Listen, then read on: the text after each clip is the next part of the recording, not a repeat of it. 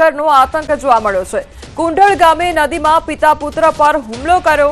નદીમાં નહાવા સમયે આખી ઘટના બની હતી। ભરૂચ જિલ્લાના જંબુસર તાલુકાના કુંઢળ ગામેથી ફરી એક મગરના હુમલાનો કિસ્સો સામે આવ્યો છે। પિતા અને પુત્ર નદીમાં નહાવા માટે ગયા હતા ત્યારે અચાનક મગરે પુત્ર પર હુમલો કર્યો હતો, પરંતુ પિતાએ સાહસથી પ્રતિક્રિયા આપી અને મગરના મુખમાંથી પુત્રને સુરક્ષિત રીતે બહાર લાવવાનો પ્રયાસ કર્યો હતો। તેમનો પ્રયાસ સફળ રહ્યો અને પુત્રનો જીવ બચી ગયો। તો ઉલ્લેખનીય છે કે થોડા જ દિવસ પહેલા જંબુસર મગણાદ ગામે પણ મગરના હુમલામાં એક વ્યક્તિના મોતનો બનાવ બન્યો હતો।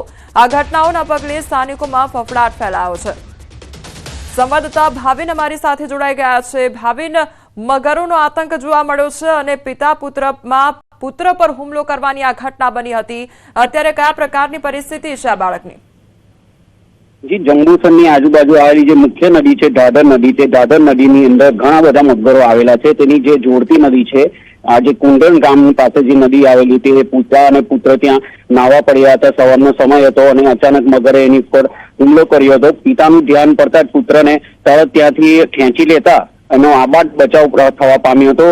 થોડા સમયે તે આજુબાજુની જે નદીઓ આવેલી છે અને મુખ્ય જે દાદર નદી છે તેમાં મગરોનો ત્રાસ જોવા જ મળતો આવ્યો છે। તાજેતરમાં બી મગરના ગામ ખાતે પણ હુમલાનો એક કોશિશ કરી હતી અને તેમાં એક વ્યક્તિનું મોત પણ નીપજ્યું હતું।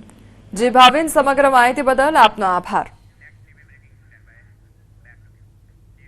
અમદાવાદ સાઉથ બોપલ અકસ્માત કેસમાં ધરપકડ અને કાર ચાલક હાર્દિકસિંહ વાઘેલાની ધરપકડ કરવામાં આવી છે। કાર ચાલક આરોપીએ બે યુવકોને ટક્કર મારી હતી। મોબાઈલમાં વ્યસ્ત હોવાથી અકસ્માતની કબૂલાત કરી છે। તો સાઉથ બોપલમાં અકસ્માતનો બનાવ બન્યો હતો। કાર ચાલકે બે યુવકોને ટક્કર મારી હતી અને આ કાર ચાલકની ધરપકડ કરવામાં આવી છે। તો મોબાઈલમાં વ્યસ્ત હોવાને કારણે ટક્કર મારી હોવાની ઘટનાને અંજામ આપવામાં આવ્યો હતો તેવી કબૂલાત પણ કરવામાં આવી છે। આરોપીનું કહેવું એવું છે કે જે બાજુની સીટ ઉપર તેનો ફોન પડેલો હતો, ફોન લેવા જતા તેનું બ્રેકની જગ્યાએ એક્સેલેટર પર પગ દબાઈ ગયો હતો, જેને કારણે અચાનક ગાડીની સ્પીડ વધી ગઈ હતી અને ઓવર સ્પીડિંગને કારણે ટક્કર લાગી।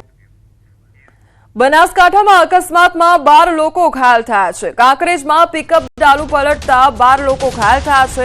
રસોડાના શ્રમિકોને લઈને જતું હતું પિકઅપ ડાલુ, તો હાલમાં ઘાયલોને નજીકની હોસ્પિટલ ખસેડવામાં આવ્યા છે। મોટાભાગના ઘાયલો થરા રૂબેલ ગામના રહીશો હોવાનું સામે આવ્યું છે।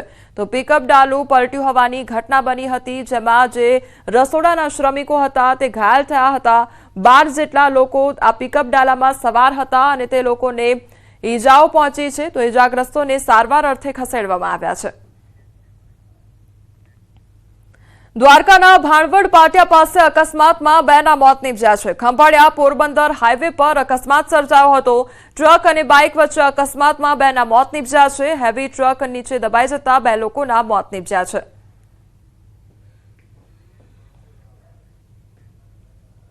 રાજકોટના જેતપુરામાં નકલી નોટો આપી છેતરપિંડી આચરવામાં આવી છે અને ખાંભાના સમઢિયાળાના રત્ન કલાકાર સાથે ઠગાઈ આચરવામાં આવી છે। ફરિયાદની 1 લાખની ચલણી નોટના બદલામાં 2 લાખની તૂટેલી ફાટેલી નોટ મળશે તેમ કહેવામાં આવ્યું હતું। 2 લાખની નકલી નોટ પધરાવી દીધી હતી અને તપાસ કરતા ઠગ ટોળકીએ ફરિયાદીને ચિલ્ડ્રન બેંક ઓફ ઇન્ડિયા લખેલી નોટો આપીને છેતરપિંડી કરી હતી। તો આ કેસમાં પોલીસે 4 લોકોની ધરપકડ કરી છે, જ્યારે જેતપુરના લેટેસ્ટ બુટલેગર અશ્વિન વિનુ વેગડા ગિરફથી બહાર છે।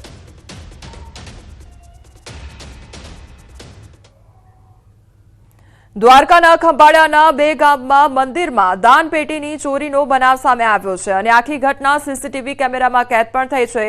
જુંગીવારા વાછરાભા મંદિરમાંથી દાનપેટીની ચોરીનો બનાવ બન્યો હતો અને મંદિરમાં ચણ માટે રાખેલી દાનપેટી કોઈ અજાણ્યા તસ્કર ચોરી કરી ફરાર થયો અને ભાળ ન પડે તે માટે તસ્કરે શરીર પર ચાદર ઓઢી હતી। તો હાલમાં સીસીટીવીના આધારે પોલીસે વધુ તપાસ હાથ ધરી છે।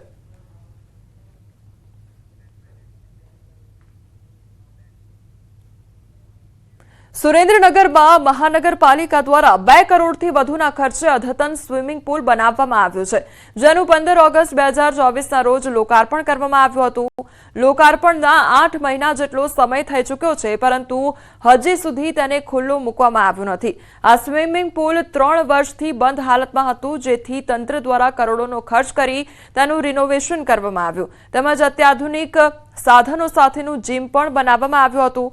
મહાનગરપાલિકા સત્તાધીશોની અણઆવડત અને અણધડ વહીવટના કારણે તે હજી લોકોને કામ નથી આવી રહ્યું, કારણ કે સ્વિમિંગ પુલની કામગીરી માટે તંત્ર દ્વારા કોઈ એજન્સી નક્કી કરવામાં આવી નથી, તેમજ કોચની પણ ભરતી કરવામાં આવી નથી.